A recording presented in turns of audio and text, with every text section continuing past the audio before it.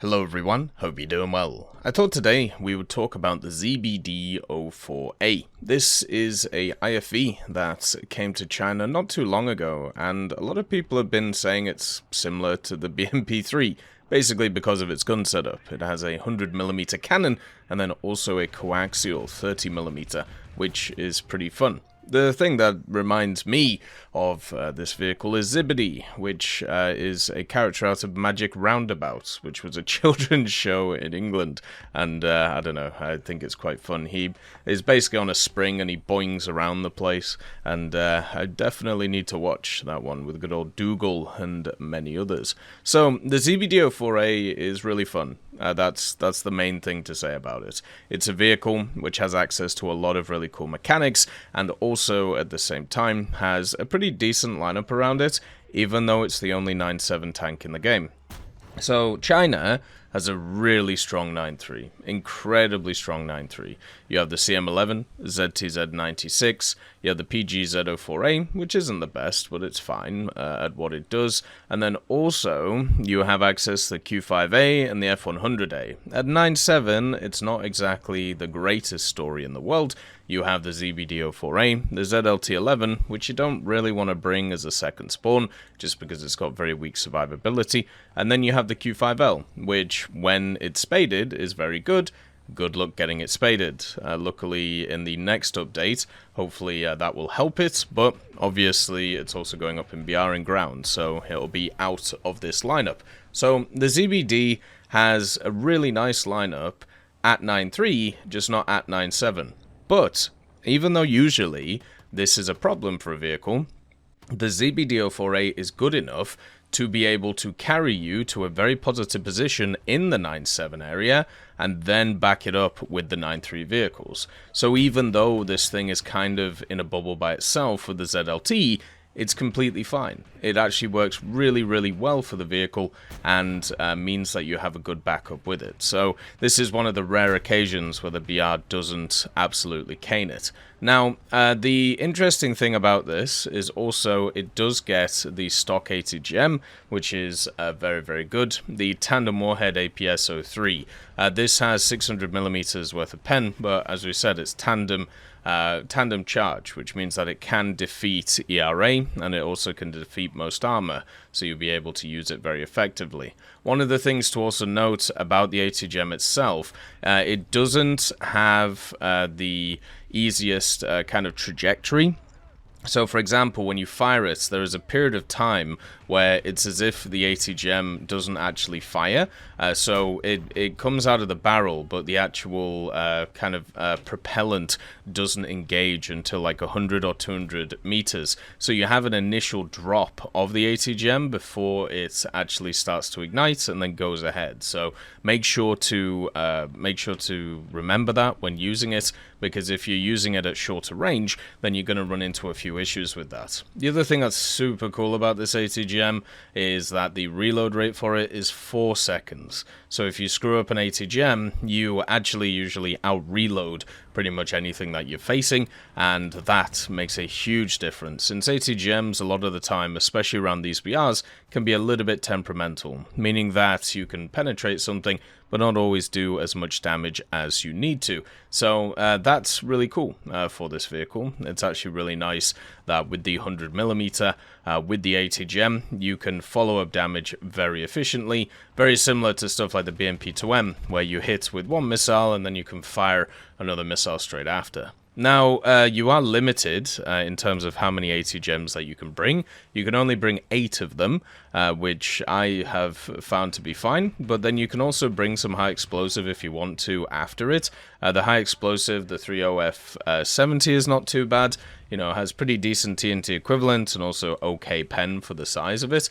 But for me, I just run the ATGMs and then also run the good old 30mm belts. The issue I have with the HE is that if you take more rounds of it, it actually starts filling up the sides of the vehicle, and therefore if you get shot in the side, you are more likely to explode, and that obviously isn't great. Now, the 30mm coaxial, you start off with some APDS rounds, which is generally okay, and then once again, you get to rank 4, and you have the APFSDS, which is very similar to every other 30mm APFSDS, pens just over 100. I have found that with this gun, and this might be because of those APFSDS changes they did more recently, the gun itself does way more damage than stuff like the BMP-2M's gun. No idea why, whether it's just what I'm facing or whether it's just what's going on, but yeah, the APFSDS is super deadly in this thing, and it feels really good. That's backed up by Gen 2 thermals, or Gen 3 thermals, whichever one it is. You also have an LWS, which is huge for a vehicle like this, because you know when helicopters are targeting you, or if somebody can see you from an area, so you can scout them, since this is a light tank, and then also you have smokes to be able to break lock, which is really cool. Survivability-wise, it doesn't have any. Basically, there aren't many vehicles that are going to be stopped by the armor. Some good old low-caliber AP will get stopped by the turret, but really not a ton. Like, the front of the turret is 60mm, and then it has this, like, plate of 15 on the top of it, so if people aren't firing APFSDS, maybe it doesn't go through, but yeah, the survivability of this thing is when people shoot your turret, the round goes straight through and doesn't kill the whole turret. So if you are actually aiming at this thing, shoot the left-hand side of the turret, because that's where the ammo belt for the 30mm is, so you'll actually pop it, and then the machine will explode. If you can see the hull of this thing, shoot the right of it, so then you can shoot the driver and the gunner, and since there's only 3 crew, it'll die after that. So that's how you actually crucify this machine. One of the things that did slightly disappoint me about it actually was the mobility though, and the engine in this thing's a 600 horsepower one. I thought I would be able to motor around a lot better than I have. It technically has a max speed of 70 kilometers an hour, but a lot of the time it does kind of hover around that 30-40 kilometers an hour. It does have a good reverse on it, not as good as other vehicles, but when I have a look at some of the 10-Os, like things like the Puma, for example, the mobility is nowhere near the same.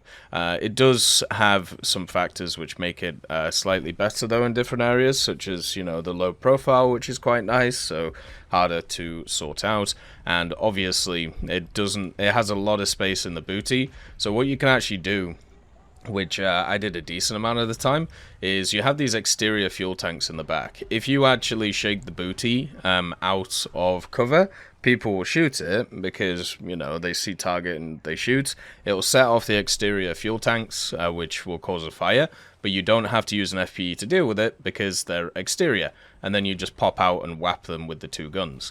It's very effective, which is cool. The other thing is, it's also multi-role because it has a track IRST, so it literally has pretty much everything.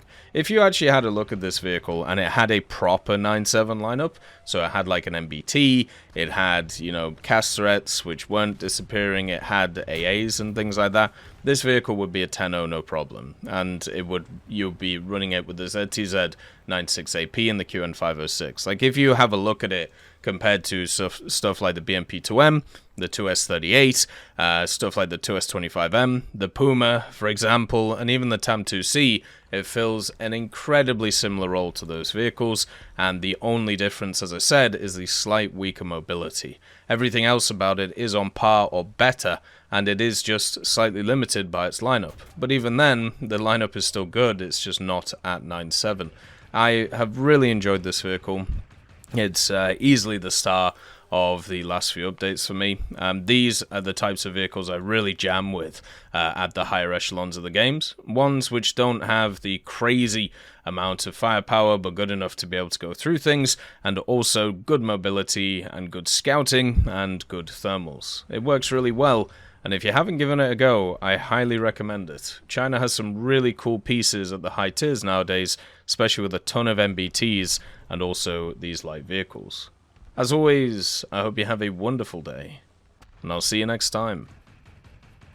I'd like to thank GMG Smiley, CD Beans, Chieftain Mike, EMN3 Gixie, Tulio Pontecorvo, Brendan Quinn, Carrion Crow, Gus Irenicus, Pyman, Wartinder, Teddy, Daniel Stanton, Martinez, B. Young, Ozzy Panzer, Alan Hacker, Liam Shear, Opium Prime, Lafouche, Sam Arslan, Uncle Bean, and Derek R. for supporting the channel.